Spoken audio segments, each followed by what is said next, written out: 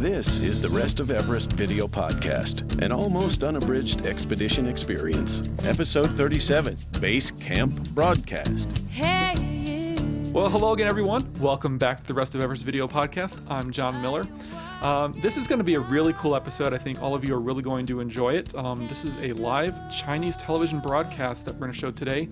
And I actually have a member of the live broadcast joining me today. This is a new person that I'm really happy to bring into the show. This is Rupert Elderkin. He's on the phone with me from The Hague in the Netherlands. How you doing, Rupert? Yeah, very well, thanks, John. It's good to speak to you after such a long time. It has been a long time now. All of you have actually met Rupert, and you'll recognize him briefly in this episode. He only makes a brief appearance, but he'll give us some good background stories. And, well, let's not waste any time. Let's get right up to base camp. Here we go.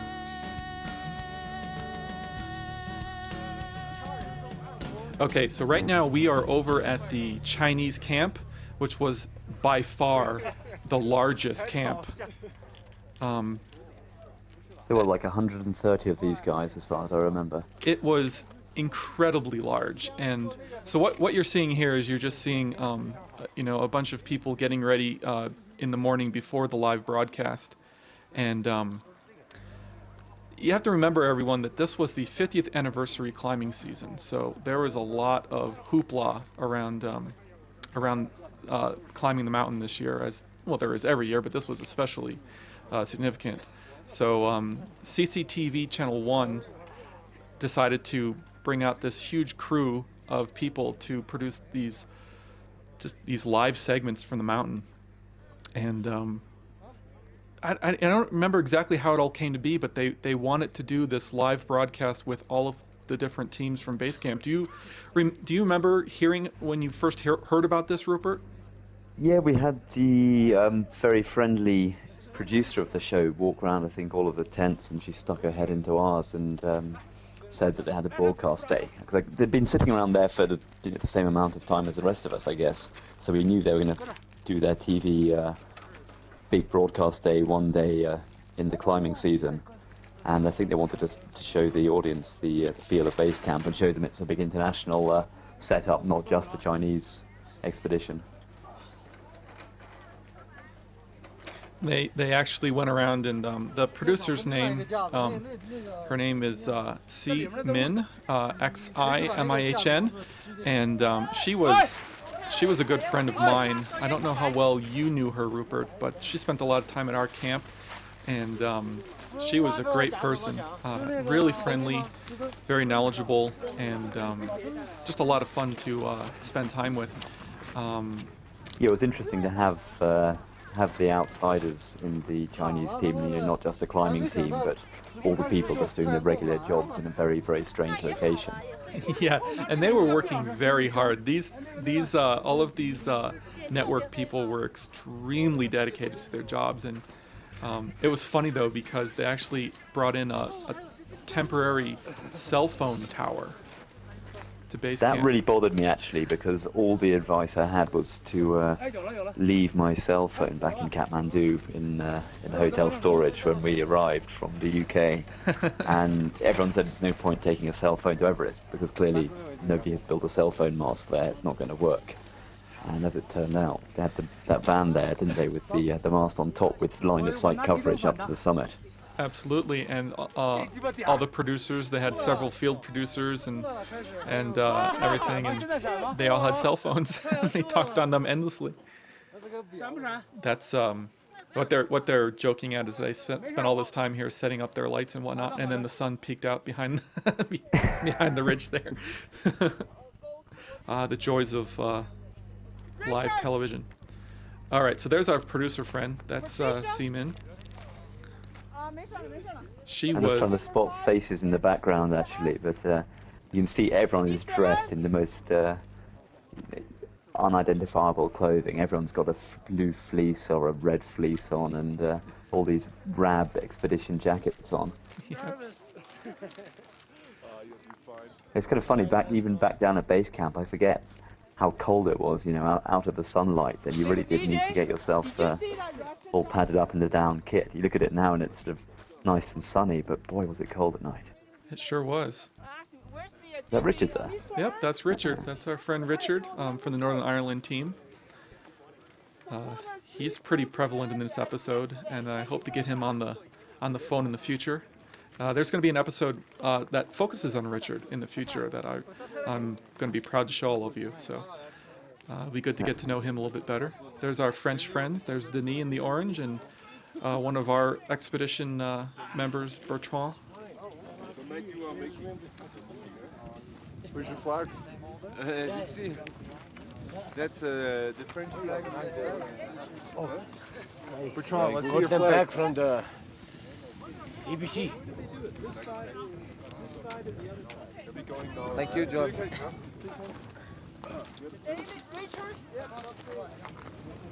Patricia and Mr. An, please. Mr. An, hold your flag higher this time, please. Above your shoulder, at least. Mr. An, Takashi-san. Now you have to understand that, okay, she was under a lot of pressure here because this is a live broadcast going out to hundreds and hundreds, potentially millions of Chinese citizens. So it was quite an event that was being organized, and I think it was pretty much up to her. And they had that whole issue with their climbing leader, didn't they? The guy who had the dog at base camp. Do you remember that? Oh, yeah, there was actually a dog that barked all the time. But this guy was some very, very experienced climber. He'd summited Everest at least once before. Was a lot older than the rest of the climbing team, as far as I remember. And he had a falling out with, I don't know who, whether it was the climbers or the producers. And I think that he dropped out of the summit push. Really? I'm not sure whether even before this day or whether, I think he goes off, he sets off with them, and then turned back a day or two later. And the rest of them actually plodded on and obviously did the job. There's one of the Chinese climbers right in the front there. You knew the story about Julian and I actually knowing one of their Chinese team from a previous climbing expedition. No, I did not know that.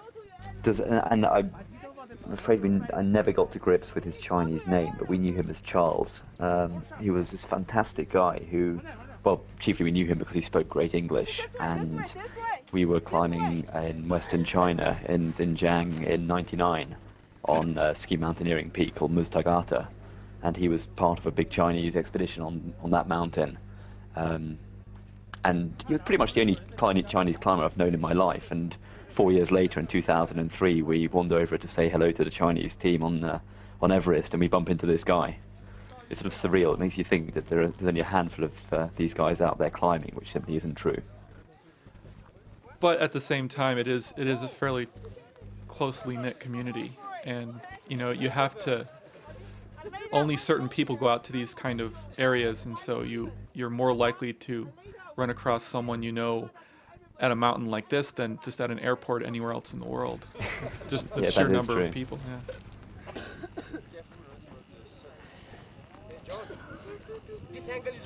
What was amazing as well about the Chinese expedition was just the sheer quantity of equipment they were able to have resupplied, and that was the big contrast I saw between having trekked years ago to the base camp on the south side, the Nepalese side of Everest, and seeing the base camp on the Tibetan side is obviously having the road running all the way, and they were getting fresh vegetables and meat in for their kitchen at base camp, and any time they decided they needed to adjust their equipment, they could have anything they wanted shipped in within a day or two from Lhasa.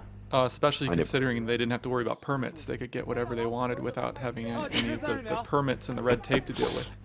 That's true. The border crossing from Nepal to China, and we had a guy on our team who, for the sake of his international visa reputation, I won't say his name, but he had a satellite phone. And as far as I remember, the Chinese permit price for a satellite phone was like $2,000. And so he stuffed this thing deep inside his jacket when he was crossing the border. And I have to interrupt real quick. That's you in the green, and Julian and Stuart causing trouble, getting in the way of the shot. I apologize. She quickly goes and she corrals you out of the way.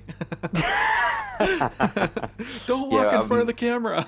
Anyway, I'm sorry. Very ill-trained Brits, I'm afraid. Obviously don't have the discipline of all the other teams. This is great. This looks like a sort of Star Wars command headset. They had real gear.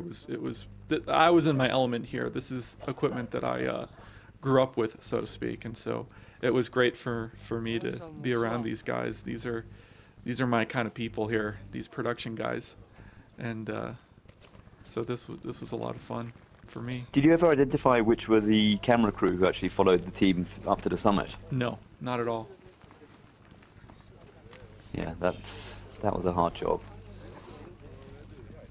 But the camera they had at base camp, they had that sort of telescopic Yeah, they device, had and a were 70 power lens on it, so they could really see up onto the ridge.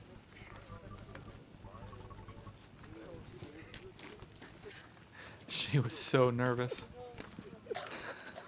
Yeah, you wonder how her career progressed after that. I mean, as far as I know, the show was a great success. But yeah, you can see that she can't the stop pressure moving. of the big day. She can't stop fidgeting. She's just pumped full of adrenaline.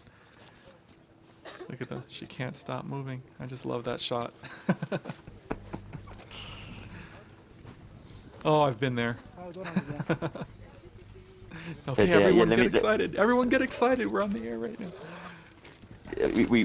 I should tell you that brief anecdote I mentioned just before the broadcast started, that this is the day of the actual broadcast, but there was a brief run through the day before, the sort of trial run day, just because the foreign teams weren't really sure as to the filming these guys wanted to do. So we all joined in and were told roughly where to stand and how the team would walk off up towards the mountain. And I think it was Richard who cracked a slightly politically incorrect joke about what happens if I shout "Free Tibet" tomorrow on the live broadcast. I mean, this really was live. We're not talking 30-second time lag to beep out anything that wasn't wanted. And the producer, you can see how tense she is in this shot, but on the preceding day she was very calm and smiled and said, "It's fine, you can say whatever you want today, it's the rehearsal day, but you say that live on air tomorrow, I can't guarantee that the security guys won't come over and throw you into a very, very dark jail cell for a long time." And you can see the security guys in the background in the green there, wearing the furry hats there. They were getting... There they are. Yeah, they're the most bored men at base camp, I would think. But mind you, they came into their own, didn't they, on the whole SARS outbreak thing, when they came around with that kid's water pistol backpack full of disinfectant and started spraying it indiscriminately. Absolutely. And I would think ineffectively as well. I'm T. Pinson from Three Rivers, California, representing the women of the United States of America. I'm here for a journey up Chomolungma with Global Extreme's Forerunners of Adventure. Two paths diverge in the woods. I took the path less traveled, and that has made all the difference. Peace. That deserves silence. That was impressive. Hi, I'm Roger Gawking. I'm with the Aspen Alpine Club from Colorado, USA, but I'm originally from Trinidad, West Indies. I tried to climb Chomolungma back in 1995, failed to do so. The weather was too cold. This time I hope I will be more successful. These are the guys who were going to ski down, aren't they? Yep. I think, didn't they get, I think they got to 8,000 and tried skiing from there. I can't imagine. And there are 5 of us. We hope for success again this year. Thank you. Yo! I'm Richard. I'm from Northern Ireland. We're the first Northern Ireland expedition to try and get to the top of this mountain. You can follow our progress on www.nieverest.com. Peace. Now there's a man who deserves his own TV show. There you go. I'm from Ireland, and I'm hoping to be the first Irish woman to climb to the top of Everest. I wish the best of luck to everyone on the mountain, and I hope we all get back down safely to base camp and hope. Bye. Hi, 안녕하세요. I have a big vaccine, the biggest vaccine in this camp. My name is Jae Yong-han from Korea. It does humble me a bit when I see everyone at base camp is able to come on the camera and speak English. Yeah. You go halfway around the world, and they're about as remote as can be on planet Earth. And at least you and I, John, are lucky enough to be able to natter away in our native tongue. Thank you, bye. Oh, I love the cheers. Tokyo, Japan. My team is BST. This year, first attack is Chocolamba. Now I saw either him or one of his team being carried down on a Sherpa's back a while after this. I think he was he the one who was going for the record of the oldest guy to climb. There's somebody on that team, and I think they got very, very ill. I come from Japan, so I friend Mama. You wait for the guys with the security hats on to pull the rifles out and aim for the target. Right. That was you see. I love these. I love these little introductions here because they're so. It's so representative of what these people were like. And here what's are amazing our as friends well. here. Bertrand spoke Chinese.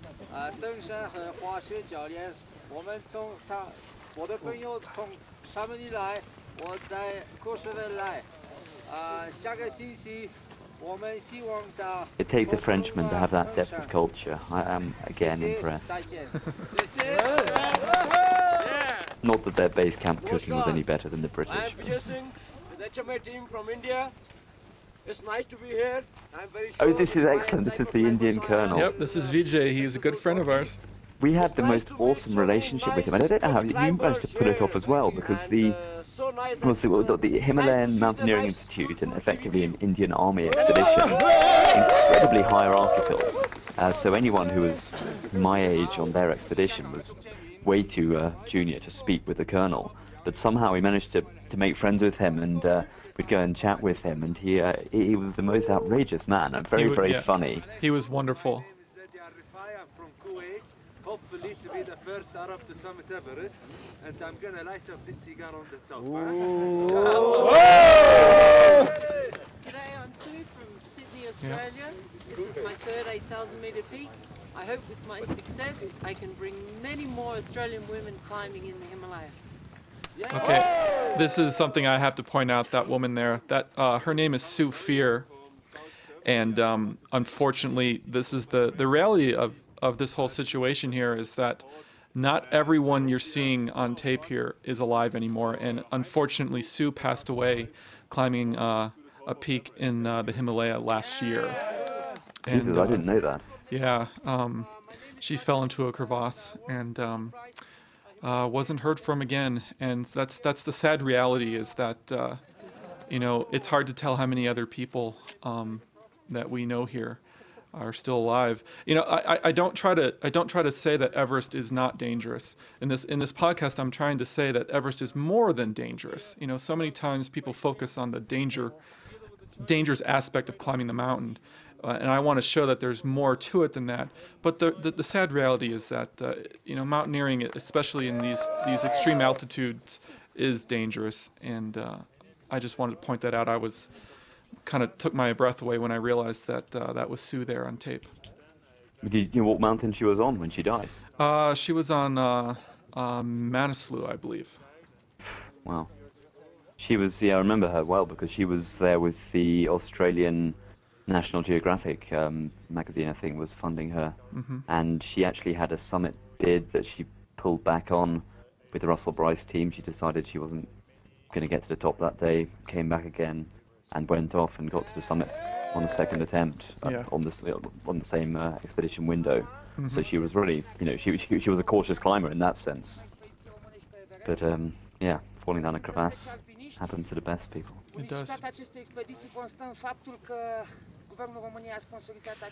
One of the things that I like about this video here is showing how everyone, it was a very jovial time here, and everyone was enjoying each other's company, and you know, a lot of times it's kind of, there's a perception that everyone's competing against each other to get to the summit. And did you feel it was a competition? You were a climber, you were going for the summit. I'll tell you what, our team was made up slightly oddly, so we weren't a unified team as such. We were a bunch of clients coming commercially, and I only knew one other team member at the outset, which was Julian, and got to know and climb with Stuart as well. But apart from that, it was very much sort of internal competition almost for the limited expedition resources. But I never felt competitive, I think, with any of the other teams. But this is, again, the stage we're seeing now is coming up for the summit bids season, and it was a pretty stressful time for everyone. So I'm amazed, actually, how happy and calm everyone is. I think mostly probably because they know there's a big feast coming after the broadcast finishes. Yes, there was a promise of free food, which actually, yay! We'll rejoin the what I like to call the wrap party after this live broadcast. So that'll be next episode, and you'll get to see the kind of spread, and you'll get to see a little bit more into what happened after the cameras were officially turned off, and things actually got a little bit even more fun. So, Rupert, I really am so pleased that you're able to join us on this episode. Thank you so much. Thanks, John. That was great to have that. And he's going to be joining us for some more episodes coming up, so stay tuned, everyone. Stay subscribed, and if you have any questions, please send me an email, and keep those iTunes reviews getting posted, and I just really appreciate it, and we will see all of you next week. The Rest of Everest is downloaded all over the world every week. If you enjoy watching and would like to show your support, then take a look at my website. Aside from having lots of additional blog entries from the expedition updated every week, there's this little donation button on every page. Now, many of you have pressed that button, and your generous contributions are helping to cover my hosting fees. If you haven't donated but would like to, then just contribute any amount. In return, I'll give you access to the video and audio dispatches I sent out while we were actually at Everest. It's pretty interesting stuff. Contribute $25 or more, and I'll even throw in an iPod-compatible version of the film Everest: The Other Side. That's the project the entire podcast here is based on. As always, our announcer is Marlon May, and our music is provided by Wendy Wu. Check her out at wendywu.com. Thanks so much, everyone, and we'll see you next week. Thank you for watching The Rest of Everest. For more information on the expedition, please visit therestofeverest.com.